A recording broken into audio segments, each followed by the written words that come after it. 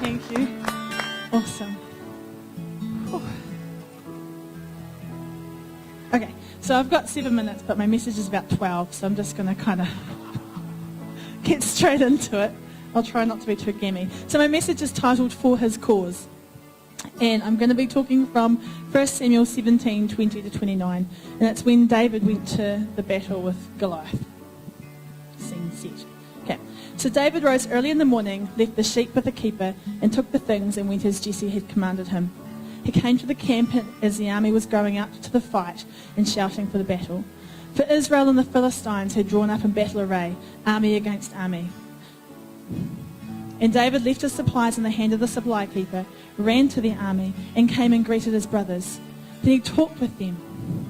There was a champion, the Philistine of Gath, Goliath by name, coming up from the armies of the Philistines, and he spoke according to the same words. So David heard them, and all the men of Israel, when they saw the man, fled from him and were dreadfully afraid. So the men of Israel said, "Have you seen this man who has come up? Surely he has come up to defy Israel, and it shall be that the man who kills him, the king will enrich with great riches, will give him his daughter, and give his father's house exemption from taxes in Israel." Pretty sweet deal. Then David spoke to the men who stood by him, saying, "What shall be done for the man who kills this Philistine and takes away the reproach from Israel? For who is this uncircumcised Philistine, that he should defy the armies of the living God?"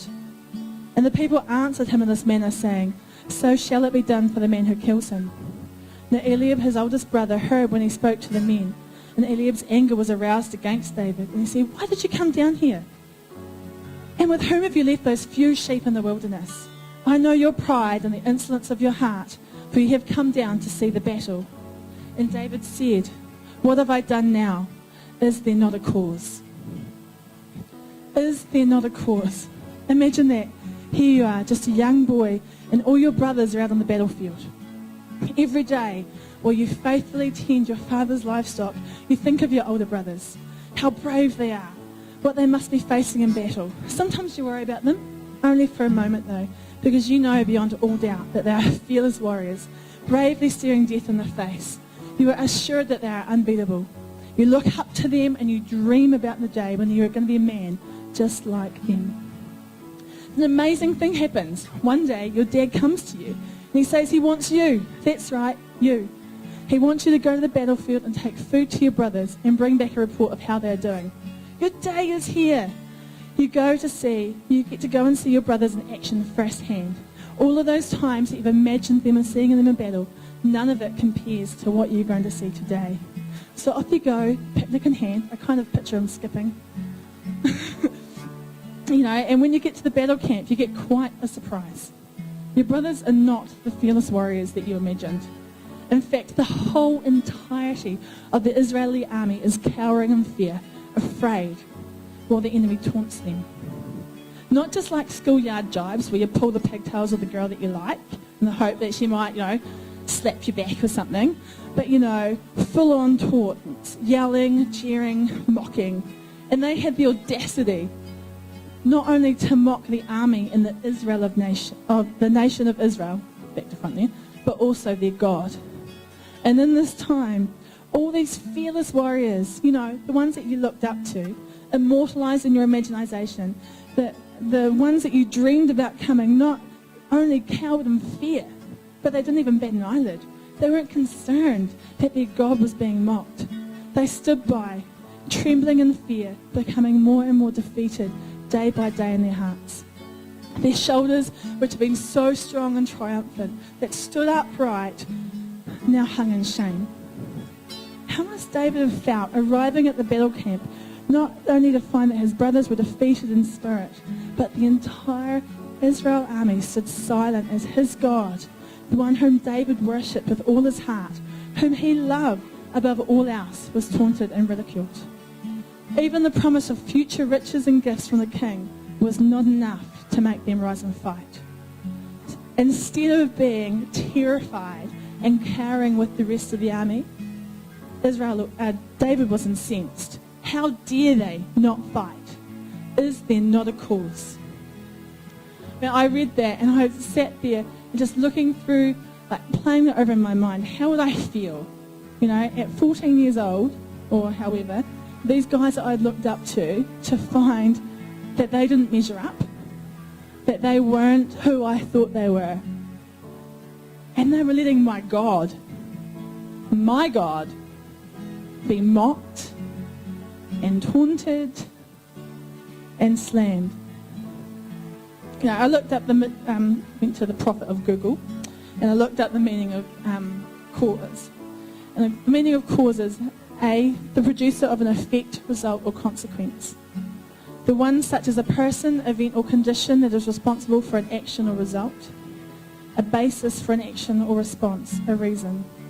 Or a goal or principle served with dedication and zeal. I love that. A reason. Or a goal served with dedication and zeal. You know, David served God with dedication and zeal. God is the reason why he rose up to fight. A young boy, pimples and all, risked everything for his cause. You know, you can tell when someone's really passionate about a cause. They live, breathe, eat, sleep it. Now, I love hanging out with Jane Laurie. I can guarantee it takes like 3 minutes, like no more. 3 minutes of being around her, and Africa pours out of her heart. Just a love. And you all know what I'm talking about. Like, there's passion, there's a hunger for what God is doing there, this excitement of seeing new things that God is doing, a drive, a passion. Like, it's infectious. Like, I don't have a heart for Africa, no offense to Africa, but like, that's not the passion that God has placed in my heart. But I get excited just by hanging around her because she is so passionate. And it's not forced. It just flows out of her. It's just a natural outpouring, a natural overflowing of what God has placed within her heart and what he's doing there.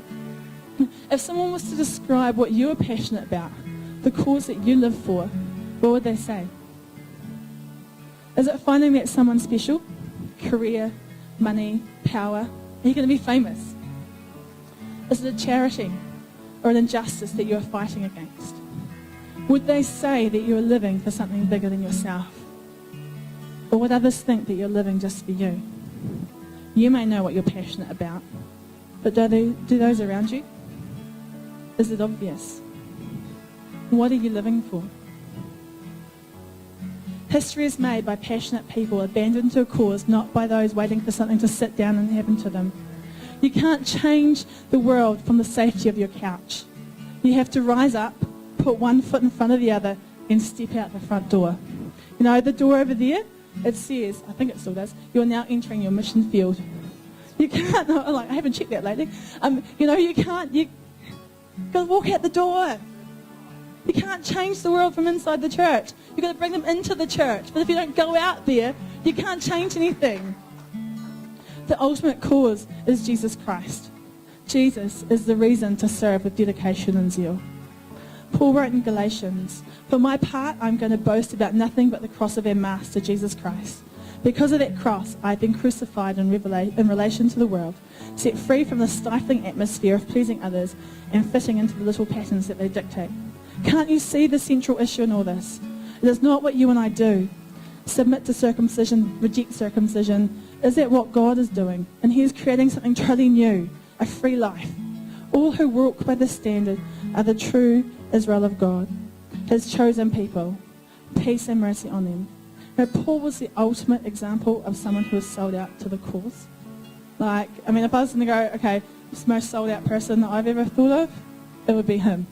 That dude was insane. Okay, I've got 3 short points, promise, about the cause, okay? First of all, the cause will awaken dreams bigger than you. Matt Fielder, who was the uni's pastor at Planet Shakers, ran this amazing ministry called Planet Uni, and has recently just moved to Malaysia to pastor at Kingdom City Church in Kuala Lumpur. He says, inside of you is the capacity to do something so radical you wouldn't even believe it, even if it was written down and you read about it later. How cool is that? Inside of you is the capacity to do something greater, far more radical, that even if it was written down, you wouldn't even believe it. You know, God has created us to be more than just who we are.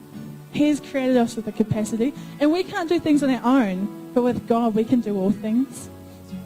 And that excites me, because I know I can do some pretty cool things, not bragging, but I can do some pretty cool things in my own strength. Some other things don't go so well. But, it gets to a point where if I want to do something amazing, or I want to do something that's going to have impact, that's going to have eternal effects, then I can't do it in my own strength. I've got to do it in his strength. Okay? I found this amazing quote, which I just love, and it just kind of really, I just love it, so I just wanted to share it. Here's to the crazy ones, the misfits, the rebels, the troublemakers, the round pegs and the square holes, the ones who see things differently. They're not fond of rules and they have no respect for the status quo. You can quote them, disagree with them, glorify or vilify them. But the one thing you can't do is ignore them, because they change things. They push the human race forward. And while some may see them as the crazy ones, we see genius. Because the people who are crazy enough to think they can change the world are the ones who do. No, we've got to be completely insane if we think that we can go out and do half the things that we do. Because it's not us doing them, it's God in us doing them. And it excites me, because in him we can do so much more. The cause of Jesus Christ will cause you to dream bigger, will cause you to go further, will cause you to run faster than you ever have before, because you're not doing it in your strength, you're doing it in him. It is more than you. It is not about you, it is about him. Okay. Point number 2. It's a 3-point sermon. Quite proud of myself. The cause is won in your heart long before it's fought on the battlefield. You know, the Israeli army, they sat there, they were defeated in their hearts before they even went out to fight. They couldn't fight because they were already defeated. They were like, what's the point? Have you seen the size of that dude? He's massive. We're not going to do anything. You know, they were lost in their heart. We need to win the battle of our minds, to win the battle in our hearts. And we can only do that through Christ, because he transforms our mind. He renews our mind. And when our mind is renewed, it is like his mind. Our heart is like his heart. And lives are changed. You know the story of the engine that could, I think I can, I think I can, I think I can. That's all we need to play in our heads. I think I can, I think I can. Actually, it shouldn't be I think I can. It should be I know I can, I know I can, I know I can, I know I can. Because we have Christ in us. You know? Yeah, we can do all things through Christ who strengthens me. That's all things, not average things. Not, oh, I can do like that. That's an average thing. I can do that. No, I can do all things. No, I can do some things. I can do all things through Christ who strengthens me. Not in myself, but I can do it through him. And my third point is the cause has a price. Matthew 10:39, whoever finds their life will lose it, and whoever loses their life for my sake will find it. I love the Message version of this. If you don't go all the way with me through thick and thin, you don't deserve me. If your first concern is to look after yourself, you'll never find yourself.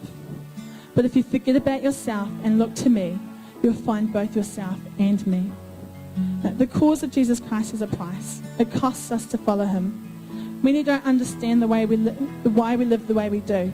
It doesn't make sense to give up a nice, high-paying job to go live in Papua New Guinea with a cannibalistic tribe who might eat you at any stage.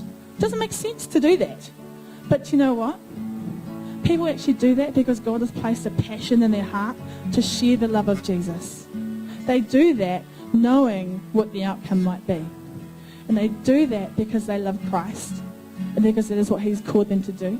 Because they're living for something more than themselves. Because they know that those people desperately need Jesus so that they don't eat their neighbours. Okay? And so they know that they have the ability to make a difference. Not because of who they are, but who he is in them. The cause of Jesus Christ involves sacrifice. We have a different standard for success, a different standard for what is important. Now, I love what Paul says in 2 Corinthians 11:23-27. This dude is sold out. I've worked much harder, been jailed more often, beaten up more times than I can count, and at death's door time after time. I've been flogged 5 times with the Jews, 39 lashes, beaten by Roman rods 3 times, pummeled with rocks once. I've been shipwrecked 3 times and immersed in the open sea for a night and a day, and hard travelling year in, year out. I've had to ford rivers, fend off robbers, struggle with friends, struggle with foes. I've been at risk in the city, at risk in the country, endangered by desert sun and sea storm, and betrayed by those I thought were my brothers. I've known drudgery and hard labour, many a long and lonely night without sleep, many a missed meal, blasted by the cold, naked to the weather. That's his testimony of what he went through for Christ. But I bet that he would do it all over again. Given the choice, he would give it all over, do it all over again. You know, there's a cost to being sold out to the cause. But the reward is so worth it. Seeing lives change is worth it. Seeing children being given hope is worth it. Seeing families come into reconciliation is worth it. Seeing drug addicts and alcoholics coming into a life of sobriety and being free from those addictions and the harm that has caused not only them and their family is worth it. Your neighbour down the road who doesn't know Christ, who has no visitors, who lives on their own, is worth it. It is so worth it. The cause has a price, but it comes with great reward. And I just want to challenge you tonight. 3 points, got one done, that's pretty cool. I just want to challenge you. What cause are you living for? Are you living for a cause of self, where it's all about you, all about me? What can I get? What can you do for me? Are you living for a cause that is in the distance? That I'll get to that one day. I'm called, but I'm not ready yet. I'm called over here. I'm called later on. Or you sold out for a cause that is far bigger than yourself, that is far greater than you could ever hope or imagine or dream of. It is more exciting than any adventure that you could ever plan yourself. And it's going to have eternal impact. Amen.